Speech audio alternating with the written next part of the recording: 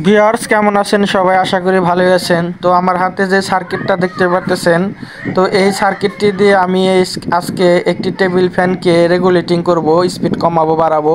তো এই যে একটি ট্রান্সফরমার থেকে আমি একটি ক্যাপাসিটারে দেখেন এসি থেকে ডিসি 12 ভোল্ট করছি।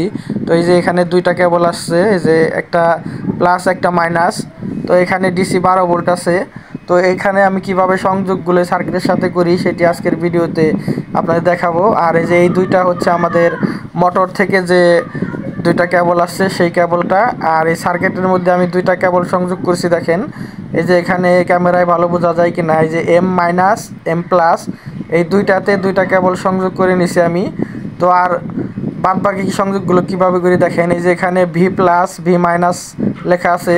তো এইখানে আমি দেবো এই যে ক্যাপাসিটার থেকে যে দুইটা কেবল আসছে, এই যে এই দুইটা কেবল আমি প্লাস মাইনাস ঠিক রেখে আমি এই দুইটাতে সংযোগ করে দিব। আমার কাছে রেড কালার কেবল ছিল না, তাই আমি দুইটাই ব্ল্যাক দিয়েছি। তো ভিউয়ার্স দেখেন আমি ক্যাপাসিটারের দুইটা তার ভি প্লাস ভি মাইনাসে সংযোগ করছি, আর এম মাইনাস এম প্লাসে তো আগেই দুইটা কেবল সংযোগ করে রাখছিলাম। তো এখন এই যে দুইটা কেবল আগে সংযোগ করে রাখছিলাম, এই কেবল দুইটা এখন আমি এই যে মোটরের থেকে যে দুইটা কেবল আসছে, তো এই দুইটাতে আমি সংযোগ করে দেব। এখানে প্লাস মাইনাস ঠিক রাখতে হবে, না হলে ফ্যান উল্টো ঘুরতে পারে, উল্টো ঘুরবে। তো আমি এখন এইটি এসি প্লাগিং করে দিলাম।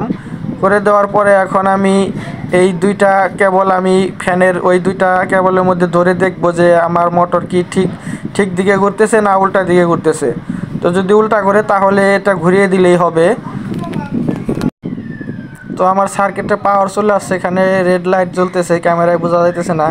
তো আমি এখন এই মোটরের দুইটার মধ্যে দুইটা সংযোগ করে দিয়ে আমি এই ভলিউমটি ঘোরাবো। তো এক হাত দিয়ে আমি ভিডিও করতেছি দেখেন, আমি দুইটা কেবল মোটরের কেবলের সাথে সংযোগ করে এখন আমি এই ভলিউমটি ডান দিকে ঘোরাচ্ছি দেখেন। এই যে আমার ফ্যানটি সুন্দরভাবে চলছে। তো এই সুইচটা দিয়ে আপনারা ফ্যানটি অফ করেও রাখতে পারবেন এবং স্পিড কমাতে বাড়াতে পারবেন। তো এখন এই সার্কিটটি আমি বডিতে এক জায়গায় ছিদ্র করে, তো এই ভলিউমটি সেখান দিয়ে বের করে আমি ফিটিং করে দিলেই আমার ফ্যানটি হয়ে গেল রেগুলেটিং সিস্টেম। তো ভিউয়ার্স দেখতে পারলেন কিভাবে এই সার্কিটটির মাধ্যমে একটি ফ্যানকে কমানো বাড়ানোর জন্য রেগুলেটিং সিস্টেম করা যায়।